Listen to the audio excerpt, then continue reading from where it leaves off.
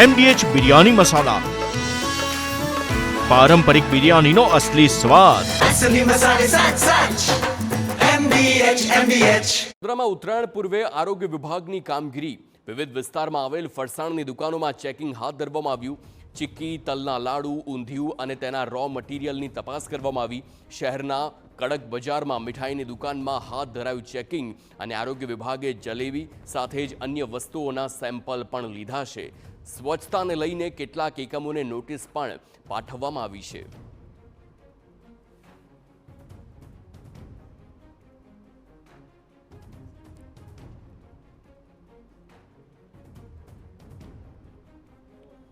તહેવારો નજીક આવતા જ આરોગ્ય વિભાગનું તંત્ર છે તે જાગી જાય છે અને આરોગ્ય વિભાગ દ્વારા તમામ જે ફરસાણની દુકાનો છે, હાલ ઉત્તરાયણના તહેવારને લઈને જે ચીકીની દુકાનો છે તે તમામ જગ્યાઓ પર આરોગ્ય વિભાગ દ્વારા ચેકિંગ કરવામાં આવી રહ્યું છે. આરોગ્ય વિભાગના અધિકારી કે જેઓ દ્વારા અહીંયા આગળ તપાસ કરવામાં આવી રહી છે. લૂઝ વેચાઈ રહી ચીકી, અન્ય જે પદાર્થો છે, અન્ય જે ખાદ્ય ખોરાક છે તેનું ચેકિંગ કરવામાં આવી રહ્યું છે. અધિકારી હાજર છે, તેમની સાથે વાત કરીશું. ભાવસરભાઈ, આપ ચેકિંગ કરવા માટે પહોંચ્યા છો કે વસ્તુઓનું ચેકિંગ થઈ રહ્યું છે ને આનું પરિણામો ક્યારે સુધી મળે? આજરોજ આપણે કડક બજાર વિસ્તારના જે ફરસાણની દુકાનો આવેલી છે ત્યાં આપણે ચેકિંગ હાથ ધરેલું છે. આવનાર દિવસોમાં ઉત્તરાયણનો તહેવાર આવે છે તે અંતર્ગત આપણે ચીકી, જલેબી, સેવ, ઊંધિયા તમામનો આપણે નમૂના લેવાની કાર્યવાહી પણ કરવામાં આવેલ છે અને અનહાઇજેનિક કન્ડિશન આધારે તેમનું ઇન્સ્પેક્શન કરી અને તેઓને શેડ્યુલ 4ની નોટિસ પણ ઇસ્યુ કરવામાં આવેલ છે. શેડ્યુલ 4ની નોટિસની વાત કરી રહ્યા છે. ખુલ્લામાં પડેલો ખોરાક લોકોના સ્વાસ્થ્ય સાથે જોખમરૂપ સાબિત થતો હોય છે. 2 દિવસ બાદ ઉત્તરાયણ છે, લોકો આરોગવાનું શરૂ કરી દેતા હોય છે. વહેલેથી આ ચેકિંગ કરીએ તો કદાચ લોકોના સ્વાસ્થ્યને આપણે ચેડા થતા અટકાવી શકીએ. અમારી આ ડ્રાઈવ છેલ્લા અઠવાડિયાથી ચાલુ છે અને શહેરના જુદા જુદા વિસ્તારોમાં આ કાર્યવાહી કરવામાં આવેલ છે. આજ રોજના આ દિવસમાં જ આજે આપણે કડક બજારનો વિસ્તાર લેવામાં આવેલ છે. ભાવસરભાઈ, જે રીતે અનેક જગ્યાઓ પર થોડા દિવસ પહેલા આપણે જે રીતે અખાદ્ય મીઠાઈઓનો 13,000 કિલોનો જથ્થો નાશ કર્યો, આવી પરિસ્થિતિની અંદર આપણે દુકાનને સીલ કરી શકીએ એવી આપણી પાસે સત્તા નથી.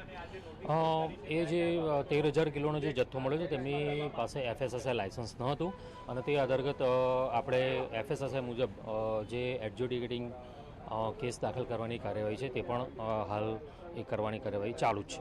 આરોગ્ય વિભાગ દ્વારા જે રીતે નમૂના લેવામાં આવતા હોય છે, તેલના નમૂના પણ લેવાઈ રહ્યા છે. તેલ પણ અનેક જગ્યાઓ પર આપણને અખાદ્ય જોવા મળી રહ્યું છે. સાથે ખુલ્લામાં પડેલો આ જે ચીકી છે, તમામ જે ખોરાક છે તેને લઈને કાર્યવાહી શું થશે? આપણે TPC મશીન આધારે કેટલીક શહેરના જુદા જુદા વિસ્તારોમાં આપણે એની તપાસ કરેલ છે અને TPC વેલ્યુ જો 25+ આવે તો તેનો તાત્કાલિક ધોરણે આપણે નાશ કરાવેલ છે અને તેઓને તાકીદ પણ કરી છે કે ફરીવાર આ વસ્તુની જે આવું ને આવું જો જોવામાં આવશે તો તેમનું તાત્કાલિક ધોરણે લાયસન્સ રદ કરી અથવા રજિસ્ટ્રેશન રદ કરી ધંધો બંધ કરવાની કાર્યવાહી કરવામાં આવશે. આ સ્થળ પર શું કાર્યવાહી કરવામાં આવી છે? આ દુકાનદારને નોટિસ કે કશું ઇસ્યુ કરવામાં આવ્યું છે? આજ રોજ આ સ્થળ પર આપણે ઇન્સ્પેક્શન કરી તેમને શેડ્યુલ 4ની નોટિસ આપવામાં આવેલ છે અને તેમને જલેબી અને સિંગ ચીકીના નમૂના પૃથ્થકરણથી લઈ લેબોરેટરી ખાતે મોકલવામાં આવે છે. બિલકુલ, તો જે રીતે આરોગ્ય વિભાગ દ્વારા કાર્યવાહી કરવામાં આવી રહી છે, કાર્યવાહી દરમિયાન જે અખાદ્ય ખોરાક છે તે મળી આવતા તેને જે શેડ્યુલ 4ની નોટિસ પ્રમાણે સ્વચ્છતા માટેની નોટિસ ફટકારવામાં આવી છે અને ત્યાંથી નમૂનાઓ લઈ અને લેબોરેટરીમાં મોકલવામાં આવ્યા છે. કેમેરા પર્સન રોહિત ગોયલ સાથે Anjali Ojha, TV9 Vadodara. MDH kitchen masala રસોડામાં હોય તો આપણે કંઈ પણ બનાવી શકીએ છીએ. રીંગણાનો ઓળો, બટેટા ફુલાવર, ભીંડી મસાલા અને બીજું ઘણું બધું. MDH